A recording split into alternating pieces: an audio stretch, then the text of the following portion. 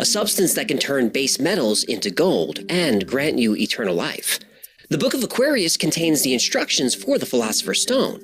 Now, although the process can take years, the ingredients are simple. You have them in your home right now. But the Book of Aquarius is derived from many older texts, including one very mysterious artifact, the Emerald Tablet, which contains not only the recipe for immortality, but the secret to everything in the universe. This knowledge has been around for centuries, but has been suppressed. Until now. Medieval alchemists received this knowledge from the Arabs 1,000 years ago. The Arabs got it from the Egyptians 2,000 years before that. But the Egyptians received this knowledge 36,000 years ago from the most advanced culture on Earth. The Emerald Tablet comes from Atlantis.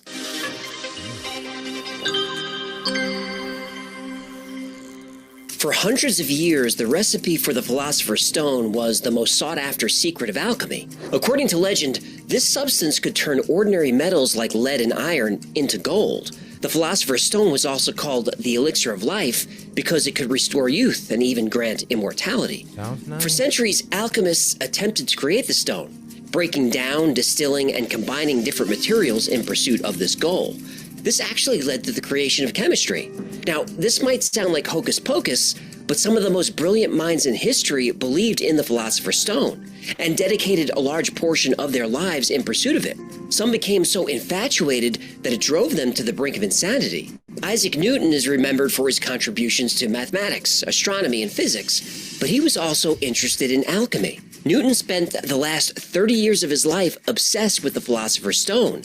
He even made his own translations of the Emerald Tablet, which are still studied today. Holy Roman Emperor Rudolph II brought the best alchemists in Europe to court. Men like John Dee and Edward Kelly were given a private lab and an unlimited budget. At the beginning of the Renaissance, there was an alchemist who, as the legend goes, actually discovered the Philosopher's Stone, and his name was Nicholas Flamel.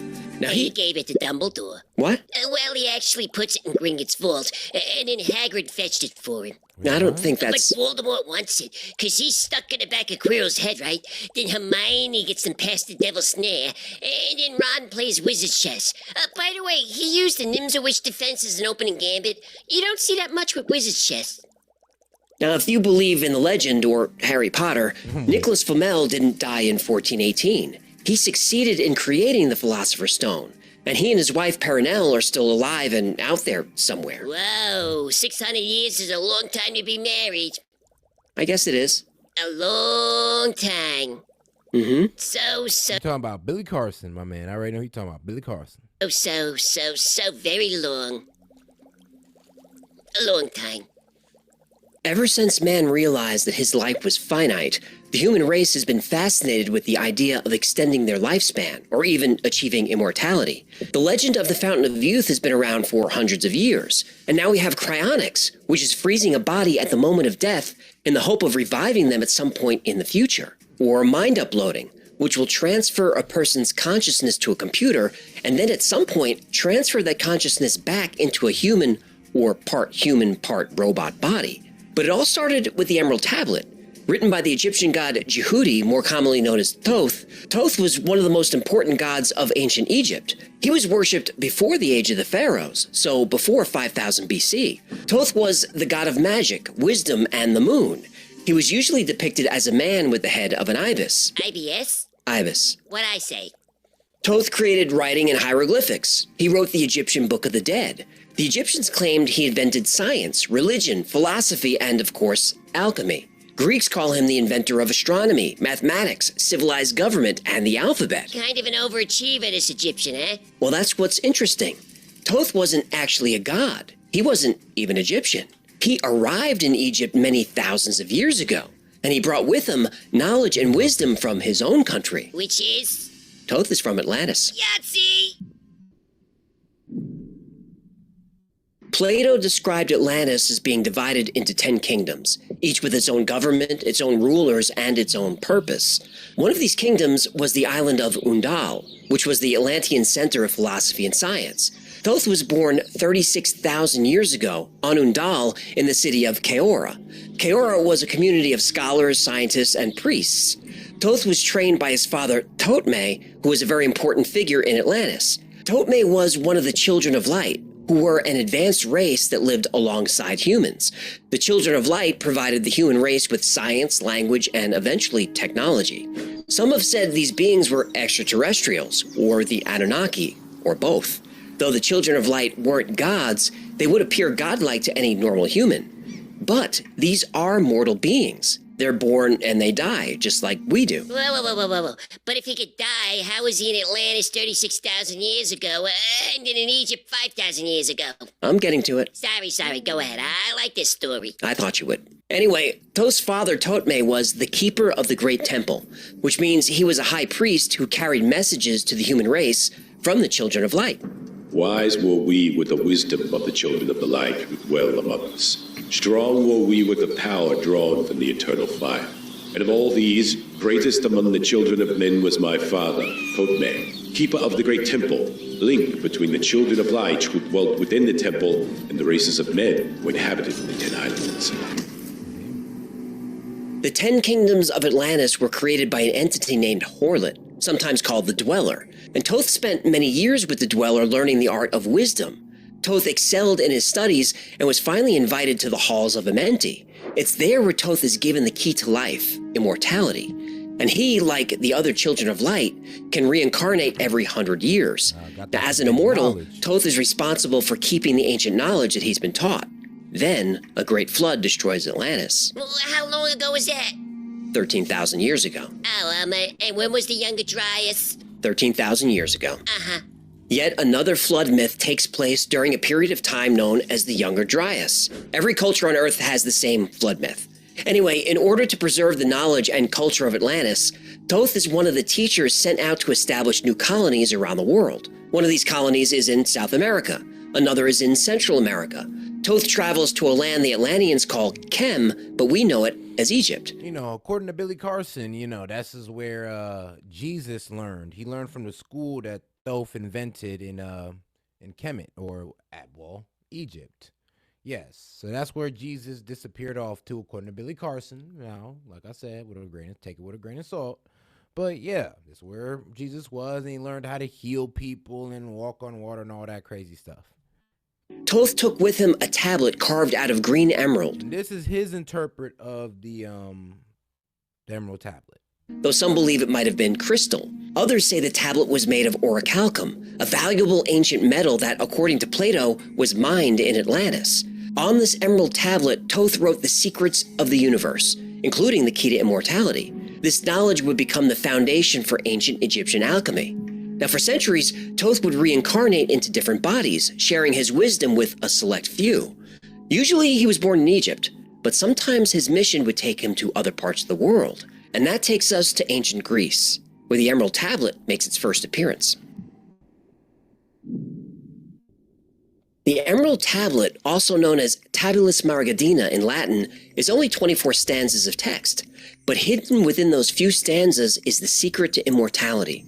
The tablet is said to have been written by Hermes Trismegistus, who some say is a combination of the Greek god Hermes and the Egyptian god Thoth, or is a reincarnation of Thoth himself.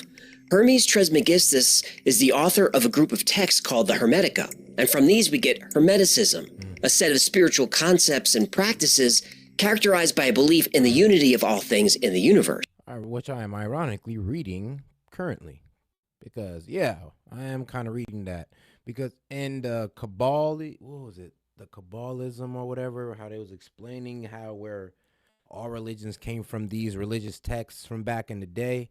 Yeah, there's, trust me, there's a lot that I study besides politics. But yeah, this is one of the Hermetica, and the Hermetic teachings is all through our religion and other religions as well. Hermeticism has influenced secret societies like the Freemasons, the Rosicrucians, and the Order of the Black Sun. The Hermetic Order of the Golden Dawn is a secret society that emerged in the late 19th century. They used Hermetic principles in their ceremonies, which were said to be magic. The order also drew on other esoteric traditions, including Kabbalah and Tarot. The earliest... I remember one teaching of the Hermetic teaching when they say the all. They don't believe in like a God. They believe in the all. When you talk about God, they say, no, this is all around. This is God. It's like one big simulation. It's the all that we cannot understand and all that good stuff. known mention of the Emerald Tablet comes from an Arabic text dated 1200 years ago. But this text claims to be a translation of a much older work, which is possibly a translation of an even older text. Upon discovery, the Emerald Tablet And the all, well, it really usually breaks down into planes of existence and also, well, the holiness of gender. Yeah, I know. Maybe we need to get down to some Hermetic teachings because the holiness of gender is pretty much like, taught. It pretty much tell you how gender is expressed through everything that the creator or that the all creates.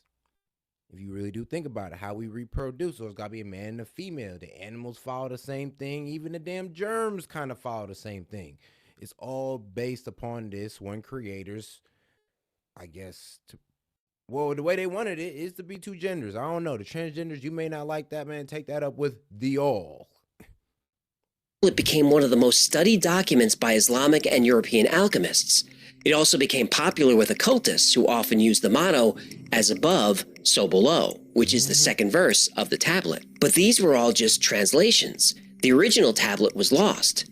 Then, sometime in the 1st century AD, the philosopher Apollonius of Tyana was studying in the city's library when he came across a mysterious book. It was bound in green leather and its pages were made of a material that he had never seen before. The book was written in a language that he didn't recognize, and its pages were filled with strange symbols and diagrams. Apollonius studied the book and realized that it was a book of alchemy, filled with the secrets of the universe and the hidden forces of nature. Determined to uncover the mysteries of the book, Apollonius set out on a quest to find its author. After a long search, he came to a remote temple in the mountains where he met an oracle who told him where to look for answers. Apollonius was given directions to a secret cave underneath the statue of Hermes in Tyana. At the end of a dark, winding passage, Apollonius found the corpse of Hermes Trismegistus, sitting on a golden throne. Still clutched in his withered skeletal fingers, Hermes had a dusty book and a tablet carved from a single piece of translucent green stone. Apollonius took the Emerald Tablet and the book and sealed the cave. He then incorporated these newfound secrets of alchemy into his own work. But then the Emerald Tablet was lost again. Again, it's lost? How tiny was this thing? Well, it was pretty big, almost 4 feet long and about 3 feet wide. All that wisdom and they can't keep track of a giant stone tablet, huh? Everyone who touches it suddenly comes down with a case of the Butterfingers. It would seem so. Apollonius wrote that he gave the tablet to the Roman Emperor Hadrian, who buried it under his palace. But some think the tablet was in the Library of Alexandria when it burned, or was taken by the Knights Templar, or it's in the Vatican's secret archives. It's been said to have ended up at just about every mysterious place on Earth. But in 1925, a man named Dr. Maurice Doreal had an idea. The early stories of the Egyptian god Thoth talk of him building the Great Pyramid of Giza as a way to protect an ancient... Shout out Chris Hogan, man. Welcome to the family. He done joined the insider package, man. Appreciate you, man. Welcome aboard. ...artifact. So Dr. Doreal went to Egypt and explored the area where he thought the Emerald Tablet might be. Oh, did he find it? Not exactly. Oh. He found all 10. The tablets Doreal found were in the possession of a mysterious group called the Great White Brotherhood. They wouldn't allow Doreal to take the tablets, but they did let him translate them. A few years later, in 1939, Dr. Doreal published his translation as a book, The Emerald Tablets of Thoth the Atlantean. His translation confirmed that the tablets were indeed written by Thoth. Doreal went on to found the Brotherhood of the White Temple, a religion that still exists and has a following. Really? One of the main themes of the book, and of the Brotherhood of the White Temple, is the concept of the one thing. The one thing is described as the source of all creation, and the ultimate reality behind the physical world. It's said to be an energy that permeates all things and is the essence of all life. The Force is what gives a Jedi his powers. It's an energy field created by all living things. It surrounds us and penetrates us. It binds the galaxy together. We did a Star Wars bit last week. We can't go back to that well so soon. Yeah, it was worth a shot. Well, the book also describes ancient technologies and hidden knowledge. It suggests that ancient civilizations had advanced technologies and knowledge that have been lost over time. For example, the book describes a device called the Firestone, which is said to have the power to generate energy and manipulate matter. The book claims this technology was used by ancient civilizations, including the Atlanteans, but it's being suppressed. But a large part of the book covers alchemy. specifically transforming base metals into gold, curing illness, granting immortality, and achieving enlightenment. But like the original Emerald Tablet, it was all allegory and symbolism, subject to many different interpretations. There are no clear instructions. The tablet doesn't tell us what kind of materials we need to create the Philosopher's Stone, and even if they did, they don't tell us the process. But on March 11th, 2011, a mysterious book suddenly appeared online. It was called The Book of Aquarius, and this is what was written on the first page. The age of secrets is over. There's no need for mystical language or metaphor. This book contains no hidden meaning or codes. Everything is stated plainly and directly. So what the hell does this mean? Well, this means that anyone who wanted to create the Philosopher's Stone now has a recipe to follow, just like a cookbook. The Book of Aquarius looked legit. It's 165 pages and references 49 different alchemical texts that span 1,000 years. It's a long, difficult process, but anyone with the time and patience could do it. And some people did. And what's most amazing about the recipe for the Philosopher's Stone is that it's only one ingredient. And we all have it in us. Oh, in us? What are you talking about? Well, what's the one ingredient we need to live forever? Well, the one ingredient is, What? urine. Oh, come on! Oh, wow. Some of the greatest minds in history have tried to find the secret of the Philosopher's Stone. When the Book of Aquarius appeared on an online forum in 2011, the anonymous author encouraged everyone to spread it online for free. He wrote, "The purpose of this book is to release one particular secret, which has been kept hidden for the last 12,000 years. The Book of Aquarius contained easy-to-understand, step-by-step instructions for how to create the Philosopher's Stone, which, if created properly, would grant you eternal life." The author of the book said that all the old alchemy texts using confusing metaphors and symbolism was actually done intentionally. This was an early disinformation campaign, a way to keep the recipe secret, but still make it accessible to alchemists who knew how to decipher the text. And when the Book of Aquarius was posted to an online forum, it was ridiculed at first. There was no way you could achieve immortality with pee. But throughout history, alchemists actually used urine all the time. The 16th century Swiss alchemist Paracelsus claimed that life essence was in blood, in hair, sweat, and human waste. The Book of Aquarius says that the Philosopher's Stone is this life energy, concentrated and purified. This is the same energy you take in when you breathe, when you eat and drink. It's the energy that powers all forms of life, so it makes sense that it would be found in urine. Ancient alchemists knew this as well. Remember earlier I mentioned the secret society called the Hermetic Order of the Golden Dawn? It had... He did say blood and other things. Like, couldn't we just do it with the blood instead? I like that option better. A lot of famous members. W.B. Yeats, Aleister Crowley, Arthur Conan Doyle, and a lot of other names. Now, I'm calling my age here, but if you remember this, there was a cartoon that ran back in the day called Full Metal Alchemist, and the way they created the Philosopher's Stone was through, offing a whole lot of people through blood. I prefer that method. This one is a bit wild. Like, the pee is not as fun. Names that you'd recognize. Their name, Golden Dawn, is a reference to the only ingredient used to make the Philosopher's Stone. Golden as in the color, and dawn because that's the best time of day to get it. You have got to be me. Nope. But now with the Book of Aquarius hitting the web, all the secret symbols... No, R. Kelly was not onto something, bro. Hey, yo. He said R. Kelly was onto something. Dog, you wild. You wildin'. And dawn because that's the best time of day to get it. You have got to be me. Nope. But now with the Book of Aquarius hitting the web, all the secret symbolism and oaths of secrecy were useless. The Book of Aquarius gave specific, step-by-step instructions on how to store, boil, distill, ferment, and purify urine. It would take months or even years, but eventually a stone would start to form. It was all in the book. How to do it, what the results should look like, what the process smells like. Nobody really tried to make this crazy thing, did they? They sure did. I bet they did. Shortly after the Book of Aquarius was published, the anonymous author set up a website at thebookofaquarius.com. There you could, of course, download a free copy of the book, but also participate in a forum where people would try to follow the instructions of the book as closely as possible and create their own Philosopher's Stone. And although the stone only required one ingredient... Dinkle. Right. The process for extracting your life energy required patience. Even if you did everything correctly, it would take between 3 and 8 years to finish the work and make a stone. And that's assuming you kept your materials free from contamination, controlled the temperature, and used the correct equipment at the correct phase of production. A lot could go wrong, yet a small but determined group of people were giving it their best shot. The recipe for creating the stone had 2 major parts. First, you had to repeatedly distill the urine and continually remove the densest particles. Next, you do it all again, but this time remove the lightest particles, which would be a form of salt. This first part would ideally take 3 months, but could often take up to a year. In the second part of the recipe, you combine the salt with... And here we are at the late nights in Conspiracy Hour, talking about how I could use pee to make myself immortal. Ain't this crazy? Only here at S.E.T and Key Media, man. Make sure you double tap the screen and the 3 dots up there in the corner.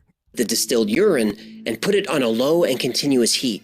You do that for over a year until it putrefies and turns black. In the next part of the recipe... Wait. What? Can you not call it a recipe, please? That makes it sound like you're supposed to eat it.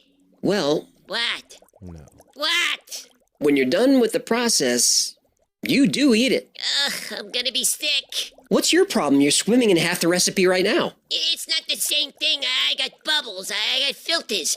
Besides, I only tinkle in the back of the bowl. I don't think it matters. It matters. Anyway, you keep heating the black stuff and eventually it turns white. And then you turn up the heat a little bit more and the stone turns red. And then you're pretty much ready to go. The book even gives you some guidance on how much you should, I can't. On the Book of Aquarius forums, a community of amateur alchemists emerged. Even the author of the book was an active member and would answer anyone who had a question. People were following the process, sharing tips and strategies. They would discuss how different foods affected their essence. They even posted pictures of their results. This went on for a few years, long enough for at least one person to succeed. Did somebody actually get this crazy thing to work?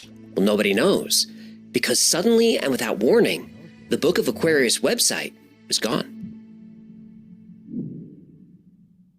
We covered a lot today. The Egyptian god Thoth, Atlantis, the Emerald Tablet, Hermes Trismegistus, Apollonius of Tyana, the Book of Aquarius, and how they all connect to the Philosopher's Stone. But how much of the story is true? Well, a lot of it is. But let's look at the parts of the story that are questionable. First, the Emerald Tablet is indeed a text that's at least 1,200 years old. It is considered one of the most important documents in alchemy. Isaac Newton and many others were fascinated with it and spent large parts of their life trying to decode it. But the Emerald Tablets, plural, that's a different story. All the stuff about Atlantis comes from the book The Emerald Tablets of Thoth, the Atlantean by Dr. Maurice Doreal. And a lot of that information is part of Doreal's religion, the Brotherhood of the White Temple. The Brotherhood really does exist. It even has a lodge in Colorado. And Doreal has a lot of followers. You could find tons of articles and YouTube videos from people who believe that Doreal was chosen to deliver his message to the world. It is a butt coming. There is. Now look, maybe Doreal really did discover the tablets in Egypt and translate them. Maybe he really is helping people on their journey to the light of truth, as the Brotherhood claims. Your tone is drifting into sarcasm territory. But before you join this cult religion, there are a few things you should know about Dr. Maurice Doreal. Dr. Doreal's real name was Claude Doggins, and he wasn't a doctor of anything. He never graduated high school, which is amazing because he claimed that he was able to read and write as soon as he was born, and was doing advanced mathematics before the age of 1. Yet no interest in getting a GED, huh? Yeah, I guess not. So no record of him receiving a doctorate. But there is record of him driving a cab. He drove a cab in Egypt? Oh, he never went to Egypt. Yeah, but... His passport verifies this. When he was confronted about the passport problem, Doreal, aka Doggins, said, well, they weren't physical travels, they were astral travels. Doggins wrote a lot about astral travels and other paranormal phenomena. He wrote about UFOs, alien attacks, the nuclear war that he predicted would happen in 1956. And he wrote about human serpent hybrids living in the Gobi Desert. Lizard people! Yep. Hey, did you know you could buy a lizard people mug from the Wi-Fi store? Use promo code... No merch plugs now. Sorry. Force a habit. Now, his followers will say all the things that Doreal wrote were true. The problem is, his stories were lifted from prominent science fiction writers. For example, Doreal's Emerald Tablets book has passages that match almost word for word passages from the Necronomicon by H.P. Lovecraft. Ooh, that was one of the campfire stories I would read at Camp Greenfoot. Camp Greenfoot. Oh yeah, I was a counselor there in the 80s. Kids loved me. Lovecraft is kind of dark for kids, no? I didn't think so at the time, but I'm not gonna lie. Some of those kids... Bob is up. Stop dreaming about cats and roll up. Oh God, Bob, man. You letting down my man James, bro. You gotta wake up. Kids, they grew up pretty Shout weird. out James Foley, man. Appreciate the support, bro. Anyway, Doriel also lifted ideas from the Shaver Mysteries, which were popular in the sci-fi pulp magazine Amazing Stories. He even wrote into the magazine. And Doriel made all kinds of other wild claims, as most cult leaders do, but there are too many to list here. So he was a fraud? Well, I'm not saying that, but his wife did. What? At a public event, his wife called him out for lying and cheating in front of a whole group of disciples. Hell hath no fury, eh? Yeah, the quote-unquote cult leader divorce made newspaper headlines at the time. Now, even with all this information, Doriel still has plenty of believers, and the Brotherhood still sells all of his books on their website. So, the story of the original Emerald Tablet, that story is true. The actual tablet has never been found, but the text has been around for at least 1,200 years. That's confirmed. The Emerald Tablets by Doriel, well, you can make your own decision, but to me it sounds like yet another cult leader passing off science fiction as his own writing to take advantage of people for profit. Nice work if you can get it. Right. Sure is. Look at G. You censored me. Of course I did. Their lawyers watch this show, you moron. Fair enough. So what about the Book of Aquarius? That one also sounds like science fiction, but turns out it's real. Ever since the Book of Aquarius website was taken down, there's not much information about what happened to the people who were trying to create their own stones. One theory is that some people were actually successful, so either they had the site taken down or... The Illuminati. Right, some group of shadowy elites didn't want this information public, so they took down the website. And even though you can still download the book from the Internet Archives, you can't view the messages on the message board. Those have been scrubbed by somebody. Another theory is that the Book of Aquarius was a hoax. But if that's true, it's a hoax that took a lot of effort. The book is 165 pages, and the author goes into meticulous detail. And he quotes from 49 different alchemical texts, ranging from the 20th century all the way back to the 11th century. Many of these texts are pretty obscure and hard to find, and no one has ever come forward to take credit for writing it. The Book of Aquarius is probably not a hoax, but a book written by a passionate individual who honestly believes they're sharing the secret to creating a Philosopher's Stone. We tinkle. Yep. There's actually a well-documented case of an alchemist attempting to create the Philosopher's Stone from urine. In 1669, German alchemist Hennig Brand dedicated years of his life to creating the stone. He was convinced urine was the way to do it, and he did everything that the Book of Aquarius says to do. Now, after boiling and distilling 1,500 gallons of his essence, he ended up with a white, waxy substance that actually glowed in the dark. He made the stone? No, he accidentally discovered phosphorus. Now, to a 17th century alchemist, this must have been amazing. Here was a substance that was the product of the human body that was glowing with a life force. Now, Braun kept the recipe secret while he tried to create gold, but when he couldn't get that to work, he sold the recipe to another alchemist. As for living forever, well, it's been reported that Hennig Braun did die, but nobody knows exactly when. Now, of course, legend says that he faked his death, and like Nicholas Flamel, is still alive today. Now, that makes sense to me. If I created the Philosopher's Stone, I don't think I'd ever tell. Would you? Now, if you want to try creating it, the Book of Aquarius is still available online and linked below, but I don't recommend it. Boiling urine smells awful, but that's a small price to pay for immortality. Whoa, wait. How do you know it smells awful? Don't worry about that. Now, if you do decide to try and create the Philosopher's Stone, do me a favor. Wait a minute. Email me in about 600 years, and we'll both have a good laugh. No! That's funny. Thank you so much for hanging out with me today. My name is AJ. Y'all showing love. Shout out James Foley, because due to James Foley, we're going to keep the conspiracy hour going with one more conspiracy for y'all. So, shout out James Foley. Everybody said thanks, James. You a real one. All right, let's go to this one here. So, y'all getting the 2-for-1 on conspiracy hour. Book with information that could impact everyone on Earth. But before anyone could read it, it was classified by the CIA. We only learned about it a few years ago when it was declassified. But the CIA only released 57 pages of the original 284-page manuscript. And those pages have been, in the CIA's own words, sanitized. Now, why does the CIA think this book is so dangerous that they had to hide it from the public for 60 years and continue to hide most of it?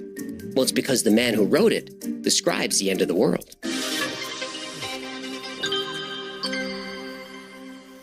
In 1966, former McDonnell Douglas engineer Dr. Chan Thomas released a book called The Adam and Eve Story. Now, that title might sound like he's being cute, but he's actually being literal. This book is about the end of the world as we know it. Hey. What's up? Is this one of those stories where you scare the hell out of us? Then you wrap it up with a happy ending? Well, you're half right. No. If I soil my bowl again, you gotta remember to edit that out. They didn't know you had an accident. You just told them. Well, Thomas presents evidence of a coming shift in the Earth's poles that creates a cataclysm. And Thomas says these pole shifts are cyclical, that on regular intervals, a disaster wipes out almost all human life, and we start over again in the Stone Age. He says we're actually the 6th advanced civilization to evolve on Earth. There may have been even more civilizations that have been here, but the further back you go, the harder it is to know for sure because some of these civilizations occupied continents that no longer exist. Now, Thomas isn't the first scientist to publish this theory. In 1958, almost 10 years before the Adam and Eve story, Charles Hapgood published The Earth's Shifting Crust, which discussed the Earth crustal displacement hypothesis. This theory says that sometimes the Earth spins really fast and the continents are rearranged. When Hapgood proposed the idea of continental drift, it was called pseudoscience. But Hapgood had his supporters. In fact, Albert Einstein wrote the forewords for 2 of his books. Now, of course, we know that Hapgood was right. The continents do move. They drift apart and collide together over and over again, and have done so for almost 4 billion years. Pangaea was the supercontinent that broke apart to form the land masses that exist today. But before Pangaea, there was the supercontinent Gondwana, which existed for 400 million years. Before Gondwana, there was Pannotia. Before that, Rodinia, Columbia, Atlantica, Arctica, Kennerland, Ur, and Valbara. These were all supercontinents that eventually broke apart and reformed. After working with Einstein and a few other scientists, Charles Hapgood released the book The Path of the Pole. Man, I kind of wish we had Pangea. I ain't gonna lie. Can you imagine what it'd be like to not have to take a plane and you could literally drive cross continent to whatever country you want? It'd be epic. As an update to his previous theories. In this book, Hapgood suggested that the Earth's poles are constantly moving. Again, this piece of pseudoscience was eventually proven true. Hapgood believed that a pole shift between 15 and 40 degrees occurred around 9600 BC, or 11,600 years ago. Younger Dryas. Now, the Piri-Reis map is something that has baffled scientists for hundreds of years. On the Piri-Reis map is the continent of Antarctica. But Antarctica wasn't discovered until 1820, and Piri-Reis claimed the information on his map came from much older maps. If Charles Hapgood was right and the Earth's axis was shifted 15 degrees from where it is now, Antarctica wouldn't be completely covered in ice. Hapgood believed an Ice Age civilization, long forgotten, mapped the coast thousands of years ago. Though many of Hapgood's theories have proven to be true, the Ice Age pole shift is still controversial. We do know the poles shift over time. We also know the continents drift over a very long period of time. But Dr. Chan Thomas, in his book The Adam and Eve Story, says the shift happens in less than a day. Chan Thomas describes in detail what this will be like, and it's worse than any Hollywood disaster movie ever conceived. Far worse. Chan Thomas begins his book with a chapter that describes exactly what we'll experience during this pole shift event. But before we get into it, now might be a good time to hit pause and grab fresh underwear. I've learned to listen to him when he says that. With a rumble so low as to be inaudible, then fueling into a thundering roar, the earthquake starts. Only it's not like any earthquake in history. In California, mountains shake like ferns in a breeze. The mighty Pacific rears back and piles up into a mountain of seawater more than 2 miles high, then starts its race eastward. The wind attacks, shredding everything in supersonic bombardment. The mountain of Pacific seawater follows the wind eastward, burying Los Angeles and San Francisco as if they were but grains of sand. Across the continent, the 1,000-mile-per-hour wind wreaks unholy vengeance everywhere, mercilessly. Now here's why there's such violent wind. The Earth spins about 1,000 miles per hour. We don't feel this because everything is spinning together. The land, the water, the atmosphere. Now, Thomas says that when the pole shift happens, the Earth's air and water continue to spin, but the land masses stop. In many places, the Earth's molten sublayer breaks through and spreads a sea of white, hot liquid fire. In a fraction of a day, all vestiges of civilization are gone, and the great cities, Los Angeles, San Francisco, Chicago, Dallas, New York, Boston, are nothing but legends. Barely a stone is left where millions walked just a few hours ago. Now think of what would happen if you were in a car going 1,000 miles per hour that suddenly stopped. Now think of what would happen if a large city going 1,000 miles per hour suddenly stopped. Skyscrapers would collapse. Millions of people would be thrown around like they were in a food processor. Very few people would survive that. But survivors are the unlucky ones, because moving across the country at the speed of sound is a 2-mile-high wall of water, mud, and debris. South America finds the Andes not high enough to stop the violence. In less than a day, the entire continent is burned by molten earth fire, buried under miles of violent seas, then turned into a frozen hell. Everything freezes. Man, beast, plant, and mud in less than 4 hours. When the shift happens, the land on Earth stops moving, so the sun stops moving in the sky. That means one side of the Earth is going to get really hot, and the other side really cold. A temperature drop of 180 degrees. That means even the warmest parts of the planet are going to be 80 degrees below zero. Everything is frozen solid within 4 hours. Europe cannot escape. The Alps. Dude, put me on the hot side. I ain't gonna lie. I'd rather die of overheating than cold any day. That's just my personal choice. I feel like the cold is that's a little too slow, man. Just go ahead and give me the heat exhaustion. I'll take that. Pyrenees, Urals are shrunken, then heaved even higher when the wall of seawater strikes. Western Africa and the sands of the Sahara vanish.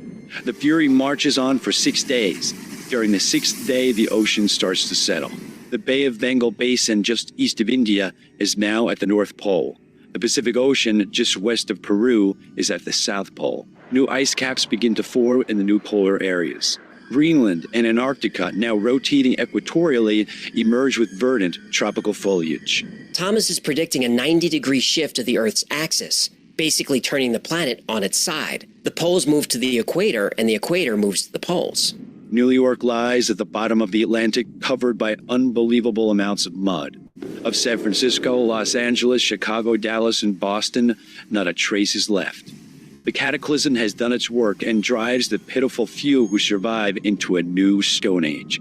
We join Noah, Adam and Eve, Atlantis, Mu and Olympus, and Jesus joins Osiris, Tahora, Zeus, and Vishnu. In the first chapter of his book, Dr. Thomas paints a terrifying future. But how likely is it? In the next few chapters, Thomas goes on to not only prove his pole shift is possible, that it's happened before and will happen again very soon. In fact, there are signs that it may have already begun. Every culture has a flood myth. Abrahamic religions have Noah's flood. The Mayans have the Huracan flood, where the word hurricane comes from. Ancient Hawaiians have the Nu'u flood. The Sumerians wrote about a flood in Gilgamesh. Europe, Asia, Pacific Islanders, and native tribes from all over America. They all talk about a great flood that cleansed the earth so civilization could start again. Now, one myth is just folklore. 2 myths are a coincidence. 4D flood myths? This starts to look less like a myth and more like actual history. Now, on this channel, we typically associate great floods with the end of the last ice age, the Younger Dryas. And core samples provide solid evidence that this happened. But what's interesting is, Thomas said the last great flood wasn't 11,500 years ago, but 6,500 years ago. Now, in the 1960s, there was very little, if any, proof of this. But a few years ago, archaeologists found evidence of the Gunyu flood myth in China. Evidence of a great flood has been found in the Mediterranean and in the Black Sea. These discoveries put the flood between 6,500 and 7,000 years ago, more recent than the Younger Dryas, and right when Thomas says it happened. Chan Thomas provides the dates of other floods. The Younger Dryas is about 11,500 years ago. Before that, a flood 18,500 years ago. And this is exactly the time when the Bering Land Bridge went underwater. Before that, 29,000 years ago, which was the end of the Wisconsin glacial period. And before that, 43,800 years ago. But global floods aren't controversial. We know they happened. What is controversial is the claim that advanced civilizations existed before each of the floods. Mainstream archaeology and paleontology say the first civilization emerged in Mesopotamia 6,500 years ago. But what if that was just the last reboot? Ooh, like the Batman movies? Exactly. The Dark Knight Rises is the best one. Can we discuss Batman later? I'm trying to talk about the end of the world here. Ooh, that's why I keep interrupting. Coward. When we look at the erosion around the base of the Great Sphinx, we see patterns that were formed by running water. Vast amounts of water moving at tremendous speeds. But if this is water erosion, that means the Sphinx was created before the last flood 6,500 years ago, which is before the emergence of the Egyptian civilization. Archaeologists hate that idea. And they really hate the idea that the Sphinx was built over 10,000 years ago. But there's other evidence of a cataclysmic pole shift, specifically of a great mud flood and a sunken continent. Do you mean? I mean Atlantis. It's Jemima! Jemima. Chan Thomas makes some pretty extreme claims in the Adam and Eve story. Extraordinary claims need extraordinary evidence. In his dialogues, Plato famously introduced the world to Atlantis, the advanced utopian society that was destroyed in a cataclysm. Now, until definitive proof of Atlantis is found, it will continue to be considered a mythical land. But that won't and shouldn't stop people from looking for it. There is a geological feature in Northwest Africa called the Richat structure, also called the Eye of the Sahara. It's about the right size and shape for Atlantis. Plato described the city as concentric rings with a waterway flowing out. But even among Atlantis believers, there's debate about whether this is a man-made structure or a natural one. But what I find fascinating is near the Eye of the Sahara and all over the planet, you'll see large ripples in the landscape. Now, on the ground, these look like rolling hills, but they're actually about 50 feet high, the size of a 5-story building. And they were caused by water. A lot of water. This is one of the craziest things you'll ever see. These ripples, repeated ripples, in an area where there's nothing else like it. This is the fingerprints of the flood. That's what it is. Wow. The water here, Joe, that did this, the way to visualize this is to, again, begin to think a tsunami. Here, what you have to visualize is a tsunami sweeping over the land that's over 1,000 feet deep. And it's sweeping down over this land at probably 200 or 300 million cubic feet per second, which is an inconceivable amount of water. But Atlantis isn't the only place lost to this disaster. On the other side of the world, we have another lost continent. This is called the Land of Mu. Mu is described by Augustus Le Plongeon and later by James Churchward, both of whom translated very... It's like China's Atlantis. It's like Atlantis was, well, in Africa, and now China has their Atlantis called the Land of Mu that they even talk about in their, well, history.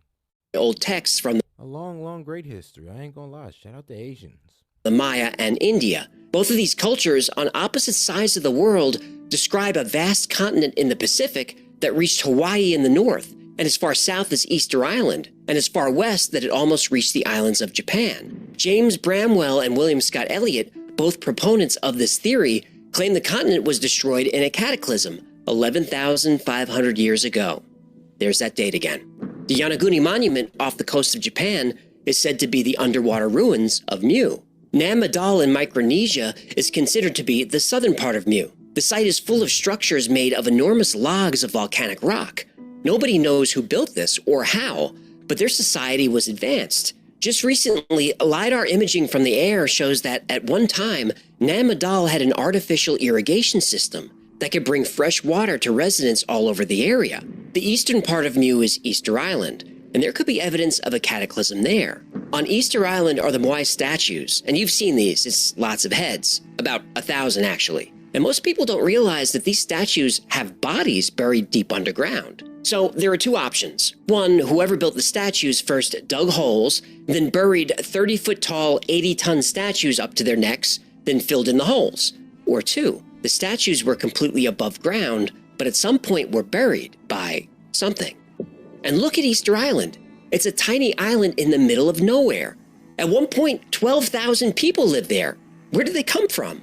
Mainstream anthropology says that people from Polynesia took a canoe out thousands of miles in the middle of the Pacific and hoped for the best. But if the continent of Mu was real, then they could have just walked there. This could also explain why Polynesian languages share similarities to Greek, and maybe why on Easter Island they worshipped a sun god called Ra'ah. which is awfully close to the Egyptian sun god Ra. And the connections don't stop there. There are similarities between Greek, Egyptian, and even Indian gods, as if all these cultures intermingled or came from a single source. Chan Thomas lays out some good evidence for the cyclical cataclysm theory. But the big questions are how and when will it happen? Well, you're not going to like the answer. Well, I bet not. I bet I don't. Dr. Chan Thomas lays out a compelling argument for a coming global. I don't even like the whole theory y'all laying out right now. It's like, what, poles shifting and all this good stuff, and Arctic ice is automatically freezing us to death. I don't like that at all. Cataclysm. But when? Well, to answer that, we have to understand how it happens. In the story of Adam and Eve, Thomas includes a diagram showing the cross-section of the Earth and a description of the process. The process of a cataclysm is known now. Look at the cross-section of the Earth inside the front cover. You'll see two molten layers, the orange ones. The important one is the thin molten layer starting 60 miles down, extending 60 miles deeper to 120 miles below the surface of the Earth. The thick, deep molten layer starting 1,800 miles down at the bottom of the mantle and extending 1,300 miles deeper is the outer core.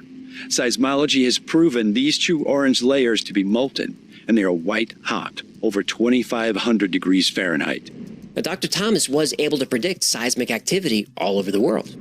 Inside the Earth, the electrical and magnetic structure of the interior makes the layers act as if they were near solid.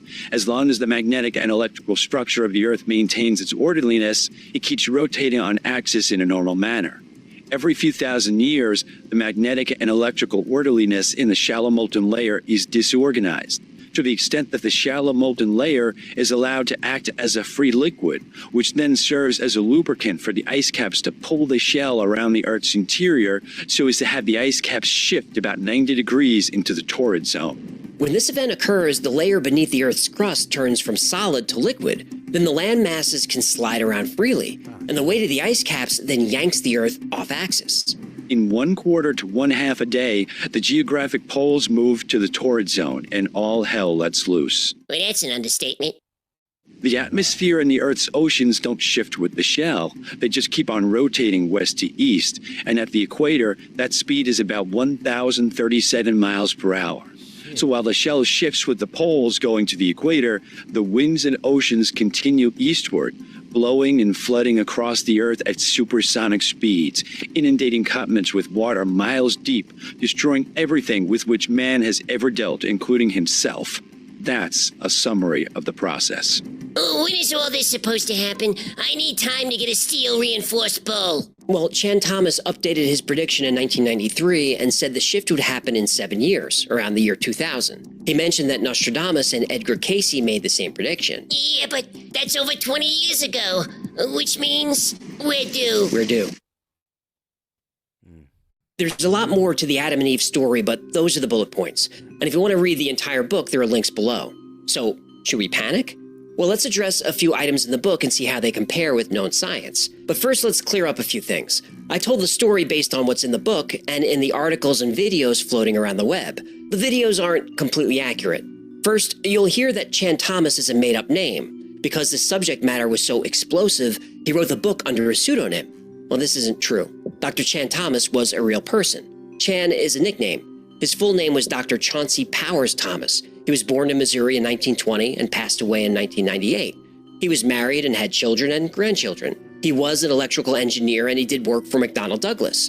He even appeared as a UFO expert in a documentary in the 90s. And he was on Johnny Carson on April 7th, 1965, with Ava Gabor. Well, at no point in this story did I think we'd end up with Johnny Carson and Ava Gabor. Dr. Thomas wrote a few books, some about the coming cataclysm. He wrote about ESP, UFOs. He wrote one book on how to teach yourself natural childbirth. Wait, what? What does he know about childbirth? Now, I'm not a biologist, but I don't think men can... Don't go there. Another thing you'll hear is that the book was originally 284 pages, but the CIA only released 57 of those pages. Not true? Nah, the original book was 57 pages. If you look at the table of contents, the conclusion begins on page 45. And some people will say the CIA is withholding documents because pages are missing, like page 8, page 18, page 20, and a few others. Well, they're missing because they're the opposite sides of title pages. In the original book, they're blank. And I could show you this. Someone has a copy.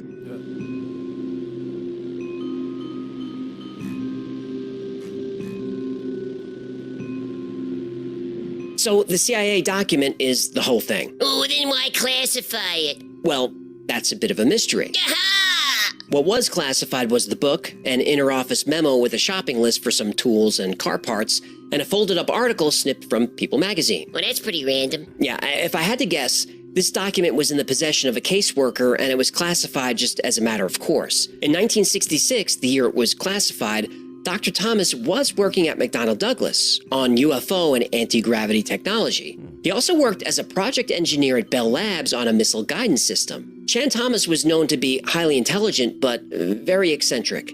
The classified documents were probably part of a background report or maybe someone just keeping an eye on him. You'll hear that the book was banned, but it wasn't. Just this one document was classified. There were copies in circulation. He also published follow-ups in 1971 and 1993, and neither was classified. As for the content of the book itself, Thomas doesn't provide any solid evidence.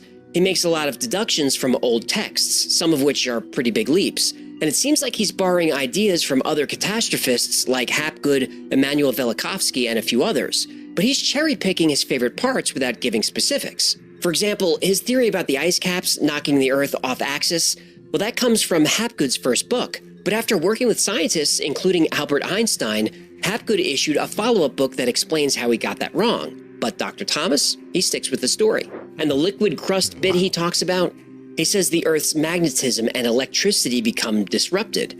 He offers no evidence or even an explanation of how it happens, just that it does. Now, there are ice core samples from the eastern part of Antarctica that show it's been covered in ice for at least... I hate when people just say, oh, yeah, this is that. I'm like, yeah, well, can you explain? No, because this is that. I'm like, dog, that's not good enough for me. I ain't gonna lie. 1.5 million years. Now, granted, the western side of the continent is a little trickier because it may not have always been covered in ice. But either way, we know for certain it's been down there for a long time. When Chan Thomas released an expanded version of the book in 1993, he didn't make any corrections or provide any new evidence, but he did have chapters on ESP, on UFOs, and on angels.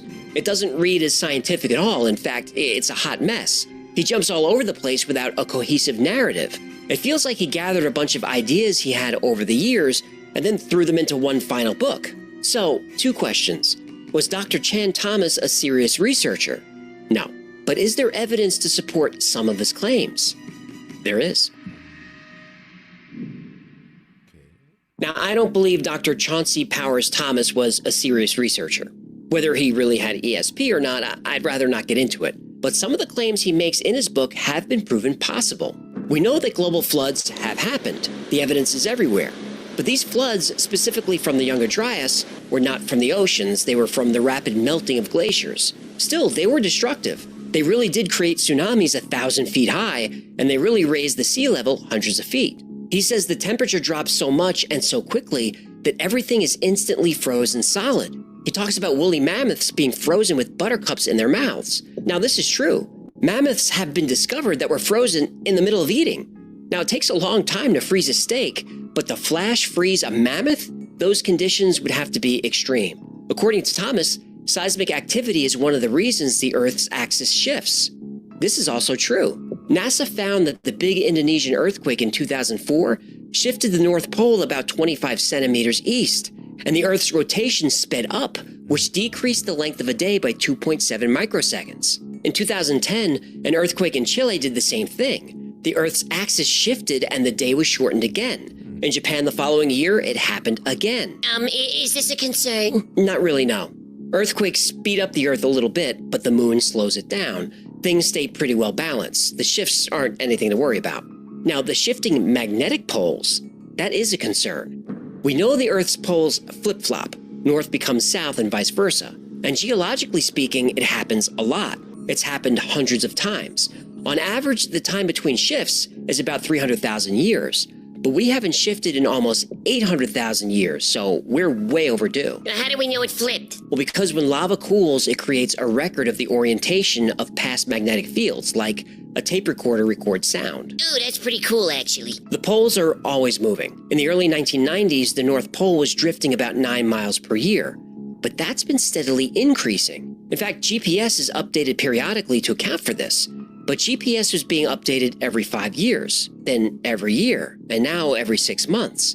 The pole is now drifting at almost 40 miles per year. and the Earth's magnetic field is weakening quickly. These are signs that a shift could be coming. So what then? Is that the end of the world?